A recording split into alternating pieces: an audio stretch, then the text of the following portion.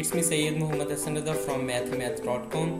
Let's start with question number 17 of exercise number 2.4. The statement of this question is z cube plus 125.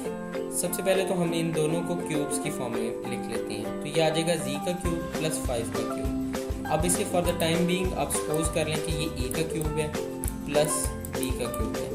तो अब अगर a cube plus b cube add हो रहे हो तो उसके लिए एक फार्मूला हमारे पास होता है a cube plus b cube का a plus b into a square minus a b plus b square, यानी a cube plus b cube को हम इस तरह से एक्सपेंड कर सकते हैं।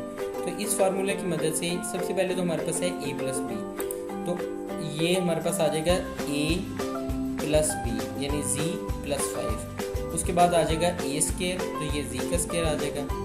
उसके बाद आ जाएगा